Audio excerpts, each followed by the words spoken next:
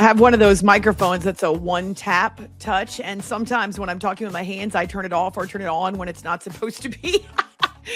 So I think that we have maybe solved the freezing issue. We don't see any more comments. We're working on it. So thank you to Zach for helping me work through that. And also thank you now to my new friend and colleague, John Morris, who is the longtime voice of the Baylor football team and basketball team. And many people know you in Waco, right? Because you're a TV star, or you were a TV star. Never a star. Never a star. But it's great to be on with you. Thanks for the invitation. Absolutely. Well, I feel like you might be strong because we don't want to keep tabs between friends. We don't keep a tab. But it's so much fun for me to share this story and to know, first of all, how God connected us through a mutual friend in Mark Kestisher, who's a longtime play-by-play voice for ESPN Radio and a friend of mine going back to 2004. And when I moved to College Station area, he connected us. And then you invited me on your show, and one domino dropped after another, John. And I'm so thankful that I had a chance not only to hang out with you on your show, but also that it led to this new opportunity for me. So thank you. Well, that's all you, number one. And don't you love Mark? Isn't he such a great guy? He is. I'm so grateful for that friendship for years. Oh, gosh. And I just appreciate his work, but I appreciate him as a person even more than that. But he connected us via text, and it was easy decision on my part to say, Amy, can we get you on the show? And the rest, as they say, is history. But the top question on my mind is, how is Flower this morning? Oh, thank you for asking. Yes. Oh my gosh. So she was a little lethargic for about 12 hours or so. This morning I had to coax her to eat. However, she started to not only wag her tail a lot more, but this is kind of funny. I don't know if you have dogs or if this happens with any of your pets, but whenever you talk to one dog, the other one gets jealous. Yes. And so yesterday she didn't even have the energy to be jealous when we spoke to Daisy or we tried to pet Daisy. Flower wasn't interested. This morning, and this is what she does. Yeah. I tease her about trying to eat her sister. She gets her big old jaws open with her teeth and like gums her like, hey, get out of my way. That's my mom or that's my dad. So this morning she was back to being jealous. So I do think that's a great indication that she's a good sign, right? That is. Yeah. Yes. Well, thank you for asking. You bet. And I saw the part of the video yesterday when you turn around and Flower's not having a good time on your first show. Of course, she christened the new studio, and boy, did it stink. I had to grab some Lysol. So I'm wondering, since you've been doing this for a while, have you had any type of situation like that where something blew up or in the middle of a live stream, something happened that you couldn't control? Yes, I think we all have.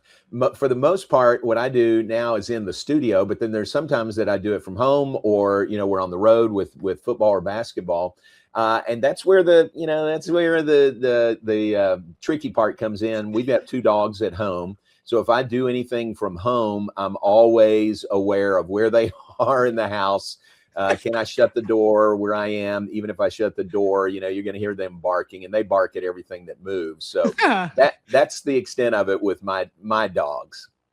Well, I'm glad that I'm not alone, although today Flower is outside the studio. I couldn't take a chance that she might decide to insert herself again. So, gosh. Well, I'm glad I'm not alone in that respect, too. But also, I'm interested because not only have you been doing the YouTube shows and the live video shows longer, but as you say, you also travel with the Baylor Bears. And so you're on the road. So do you have this special setup and you take this equipment with you to make sure you're set up in hotel rooms or wherever else you have to do a show from? They make it pretty simple. I probably should do more, but I just use the camera that's on my laptop and plug in there, and it seems to work pretty well. Most recently, I did that in Las Vegas when we were there for the Players Era tournament. Is that right? No, for the Crown. We were there for the Crown at the end of the season with Baylor basketball. So we're in Las Vegas, and the show that I do airs live at 9 a.m. So what time is that in Las Vegas? Well, 7? That's 7 a.m. in Las Vegas. So I'm up every morning at 6, and I get ready and I get connected, and then I'm finished with that by 8 a.m. I could go back to bed if I wanted to, but it worked really well. So you don't need coffee then to do your show? Because I don't think I could talk without coffee. I'm not a coffee drinker. I never have been. I know. I Oh, know. And I'm if even I'm more not by impressed now, by I your probably never energy. will be. So I don't know. I'll taste my wife's coffee every once in a while, and it just doesn't interest me. What do you use then if you need a pick me up, John? Well, to be completely honest, it's usually a smoothie in the morning and tea. You're new to Texas. I'm sure you've discovered sweet tea. So Oh, yes. sweet tea is very much intoxicating for me. So there's tea there. There's every once in a while a Mountain Dew, but that's got too much sugar in it. So tea is kind of the main thing through the day. We're so excited to have John Morris with us. And I know, see, this is different with radio, right, John? Because we used to have to do what was called a reset every Right. few minutes and Yeah, remind right. people who we're talking to and what's that voice that you're hearing. But now it's on the bottom. So I actually don't need to do that. So when you started doing a YouTube show, was there an adjustment for you? Because I will admit to being kind of nervous this first week, and just the relationship with the camera is a Right. challenge for me. Well, but you're a natural. I mean, you're just doing what you do, and it just happens to be, a camera looking at you. So you're very natural at that. It's a little bit different, in radio, and you know this much better than I do. You can be doing 5 other things sometimes while you're on the air. Either you talking or in an interview, while you're listening to an answer, you can be, looking at your phone and looking stuff up. And that doesn't go over too Eating. well, when the camera's looking at you. So there's a few subtle differences there, which I'm sure you've discovered already. We're asking our viewers and later listeners to the podcast about how they react when a public figure, in our case, athletes, share their, whether it's political, social, sometimes religious views, right? Because we're seeing more and more athletes who are comfortable talking about their faith and what that faith means to them, even mental health. But when an athlete gets out of his lane, so veers out of his lane as a broadcaster and someone who works for the university, is the AD of broadcasting and someone who represents the team and the school, how do you navigate that? Yeah, it's a great question, great topic. I heard you talking about that when I joined earlier, and I think in my role, if I'm doing a game, I am representing Baylor. Okay. Nobody wants to know my personal views on things because I am doing my job for Baylor. Now, I have a benefit that I have shared values with Baylor. Me personally, I've shared values with Baylor University in that I know that we can say, if a player goes down and he's injured, and if I just say kind of naturally, oh, God bless him, hopefully he's okay. Nick Florence worked with me last year on football, and we had a Baylor running back that got injured, and Nick prayed on the air. I mean, it was on the air when he went down with the injury, and Nick just, offered up a short little prayer for him and his health and his well-being. And I think that fits with Baylor. It may not at some other schools or with some professional ranks. You may get some pushback there. We got none because that's what Baylor stands for.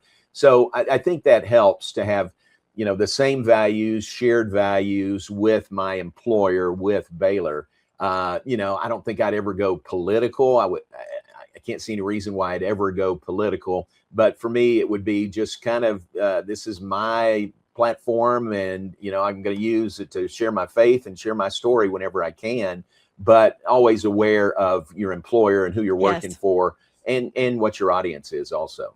Right. Definitely feel like that's the primary goal, is to represent your employer in a way that's professional. And Right. certainly at times there's that disconnect where maybe you don't feel the same way your employer does, or by expressing your views, some people feel entitled. It might create a problem or a controversy for your employer. So I definitely do try to tell the young people I mentor, your responsibility when you're on the air is to your employer at that moment. If you want to be independent, but as long as you represent an employer. That's right. So that's when you can say whatever you want if you're an independent, but you're you may not have an employer if you're doing that. I don't want to keep you, because you're so generous with your time, but I do want to tell people really quickly another story. After I first met John in person, he knows that I would like to find an adjunct teaching job in Texas so that I don't necessarily have to travel back to Syracuse. so that's been a great opportunity. He actually took the names of the people in the broadcasting and journalism department at Baylor and personally reached out to them to Yes. encourage them to hire me. And I have heard from them, and I'm hoping that works out. But Good. such a kind soul, a great friend, and I'm so thankful for, again, the way that God connected us and used you to help me to settle into a new adventure, John. So thank you. Same here. I feel the same way about you. Baylor would be fortunate to have you as a professor, an adjunct professor. We're just glad to have you in Texas. Number one, you're a lot closer now, so that's good. I would love to find opportunities for you to do some play-by-play for us. You know, whatever the sport. I think you'd Cool. be great at that. So I'm Thank working you. on that also. So we got you got a lot of people in your corner, that's for sure, and we're all working for you and for your best, and we'll see what works out. Yes. Thank you so much. Again, it's been great to connect with you, and I hope that we cross paths again soon in person, John. Absolutely. Thanks, Amy. Have a great day. Good stuff with John, and those steps he took to go the extra mile are ones that he did not have to take. And so I really appreciate that, even having just met me, that he would go ahead and reach out to Baylor, or that he would advocate for me in different forums. So very kind. Those types of friends and allies don't come along in this business every day. Trust me. We can all be cordial. And that's not always been the case in my career either. As a female in this business, there were times where it was a fairly lonely road and where there was a lot of vitriol coming my way.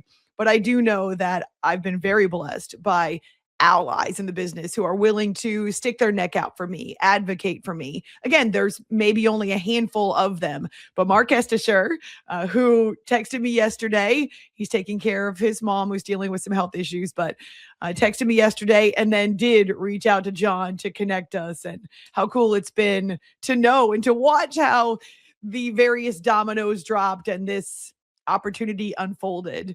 So thank you to John. I know he had some other obligations today and yet made some time for us.